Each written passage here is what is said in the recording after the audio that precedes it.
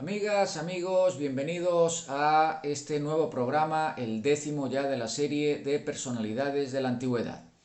Vamos a continuar en el ámbito del mundo cultural griego, trabajando 4 notables personalidades. Me refiero en este caso a Tales de Mileto, a Heródoto de Halicarnaso y los grandes macedonios, es decir, Filipo II y su hijo Alejandro Magno. En lo que respecta a Tales de Mileto, podemos señalar fundamentalmente que fue un matemático y filósofo griego que vivió entre los siglos 7 y 6 a.C.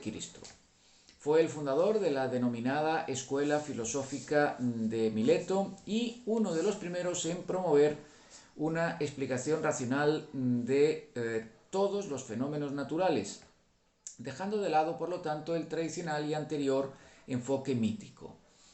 Tales sostuvo la existencia de un arjé o un principio constitutivo, es decir, de lo que están hechas las cosas, y originario, de lo que proceden, por lo tanto, tales cosas, común a todo, que identificó en su caso particular con el agua. Es probable que haya viajado a Egipto, en donde aprendería geometría del sacerdocio de Menfis, además de haber estudiado astronomía. Consideraba que la Tierra era un disco plano que flotaba en un océano infinito y que estaba cubierto por la semiesfera celestial. Debido a las numerosas aportaciones que se le atribuyen, aunque no todas son corroborables, y a su prestigio, desde luego elevado ya en la antigüedad, acabaría figurando como el primero de los célebres 7 sabios de Grecia. Por su parte, Heródoto de Halicarnaso, el gran historiador, fue un reconocido historiador, como decía, griego del siglo VI antes de la era, natural de la localidad jonia mencionada, Halicarnaso. Fue capaz de concebir la historia como una investigación personal y también como una exploración de otras culturas ajenas a la suya. Fue el autor, como seguramente muchos sabréis, de una historia dividida por los alejandrinos en 9 libros, en la que en buena medida habla del imperio persa, de sus gobernantes, de sus costumbres, así como de las guerras que los enfrentaron con los griegos y por lo tanto habla de las guerras médicas. En la obra ofrece una visión personal del mundo de su época, naturalmente, que exploró en algunas visitas, Egipto, Fenicia, Mesopotamia o la región de los escitas, aunque sobre todo la formó escuchando a informadores de distintos lugares, por lo tanto, informaciones de terceros o de oídas. En su estancia en la Atenas de Pericles pudo conocer a Protágoras y a Sófocles, este último poeta trágico que influiría de manera notable en su obra histórica. En general, Heródoto se halla cerca de los logógrafos por su estilo de narrador, por su lengua, pues escribe todavía en un dialecto jónico y también por su mentalidad. Aunque no le da demasiada importancia, demasiada relevancia a la mitología, sí la concede a las noticias geográficas y también etnográficas. No obstante, al margen de estos rasgos, llamémosle arcaicos, de su historia, su método ya era crítico, en tanto que relativiza las noticias que le llegaban y distinguía los acontecimientos de los que él mismo había sido testigo de aquellos que le fueron contados o que había conocido por tradición oral. Por lo tanto, ejercía una suerte de crítica, aunque fuese mínima. Los romanos consideraron en gran valía su figura, hasta el punto de que el gran Cicerón lo bautizó como padre de la historia y pasó un poco a la historia con esta reputación.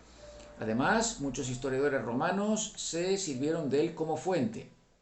Durante la Edad Media, sin ir más lejos, pues hubo una cesura, dejó de leerse, pero volvió a destacarse gracias al humanismo, sobre todo al humanismo de Lorenzo Valla. Filipo II, entramos ya en los macedonios, fue el rey de Macedonia en la segunda mitad del siglo IV antes de la era, desde 359. Una vez unificado el reino, deseaba expansionarlo para dotarlo de una salida al mar. Gracias al ejército macedonio, en el que se combinaban una caballería nobiliaria y una infantería de campesinos libres organizados en falanges, fue derrotando paulatinamente a todos los enemigos con los que se enfrentaba.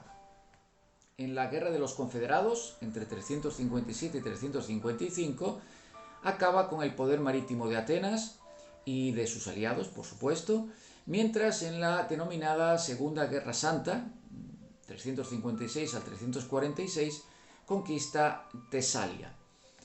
Firma con Atenas un pacto, la llamada Paz de Filócrates, y dirige sus fuerzas hacia Oriente, adueñándose en esta ocasión de otra importante región, Tracia. Su poder llegó a ser tan grande que el partido ateniense de Isócrates propuso la unificación de Grecia bajo la monarquía de Filipo para enfrentar, con el objetivo de enfrentar el imperio persa. Si bien el partido de Demóstenes, su antagonista, por el contrario, exhortaba a la defensa de las libertades griegas contra lo que entendía que era la barbarie en Macedonia y que por supuesto representaba a Filipo II. Al final se impone la propuesta de Demóstenes y se forma la Liga Helénica para impedir a Filipo que conquiste Bizancio y por lo tanto acceda al Mar Negro. Pero una nueva guerra santa propicia una victoria fundamental de Filipo tras la batalla de Queronea en 338 a.C. Tal victoria da lugar a la formación de la Liga de Corinto, en la que se agrupan bajo el liderazgo macedonio un gran número de polis griegas con el propósito ya firme de atacar el imperio persa y liberar de su dominio las ciudades griegas de Asia Menor. Por lo tanto, vemos aquí a Filipo convertido en una suerte de liberador. Sin embargo, esto se va a cortar abruptamente porque Filipo es asesinado, de forma que sus objetivos serían continuados y logrados en una medida mucho mayor a la esperada por su hijo y sucesor en el trono, el bien conocido Alejandro Magno. Alejandro Magno, con el que terminaremos el programa, en realidad Alejandro III, vivió y reinó en la segunda mitad del siglo IV antes de la era. Como rey de Macedonia, acabó forjando un imperio que abarcaba desde Grecia y Egipto hasta India, iniciándose así con él el periodo helenístico, es decir, entre los siglos IV y I antes de la era. Alejandro Magno impuso su autoridad sobre los pueblos sometidos a Macedonia y, seguidamente, en 334, se lanzó a la conquista del extenso imperio persa aqueménida. Se impuso a sus enemigos gracias a su valor y sobre todo a su genio estratégico indiscutible. De victoria en victoria, pues asalta Asia Menor, batalla de Gránico, Siria, batalla de Iso, Fenicia, asediando Tiro, Egipto y Mesopotamia, batalla de Gaugamela, hasta capturar las capitales persas Susa y Persépolis, ya en 330 antes de la era, por lo tanto en un periodo mínimo de apenas 4 años. Se proclama emperador y somete, además de Partia y Aria, Drangiana, Aracosia, Bactriana y Sogdiana, todas ellas zonas de Asia occidental, Asia central. También quiso conquistar India, pero aunque incorporó la parte occidental de India, obteniendo el vasallaje del rey Poros, hubo de renunciar a continuar avanzando más hacia el este, en parte porque sus propios soldados pues, se opusieron a continuar más allá de esa ya remota área. Su idea era unificar a los griegos con los persas en un único imperio en el que convivieran con una cultura de síntesis. Así, integra por lo tanto contingentes de soldados persas en su ejército y se une a dos princesas orientales. Semejante fusión cultural se realizaría alrededor de la imposición del griego como lengua común, lo que se llama koiné, pero además se lleva a cabo a través de la fundación de varias ciudades nuevas, la mayoría con el nombre de Alejandría, la principal de las cuales, en cualquier caso, es la que se encuentra en Egipto, en el delta del Nilo. Sin embargo, su muerte le impide consolidar el imperio y tras su desaparición se desencadenan una serie de luchas sucesorias de forma que el imperio se reparte entre sus generales, los llamados diádocos, esto es, Seleuco, Lisímaco, Casandro Ptolomeo y Antígono, dando lugar a los reinos helenísticos. En el siguiente programa ya nos centraremos en personalidades del mundo persa. Particularmente trabajaremos tres notables personalidades bien conocidas sobre todo en las fuentes griegas. Me refiero a Ciro el Grande, a Darío I y por supuesto al gran Jerjes.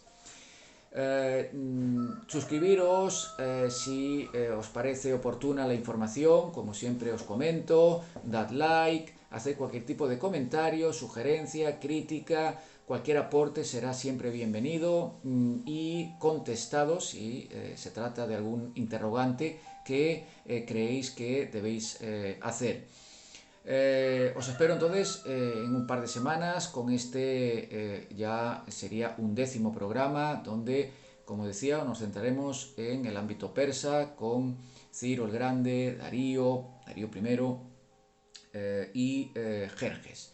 Hasta ese momento, por lo tanto, salud, a conservarse, que estéis muy bien y hasta el próximo programa. Un saludo.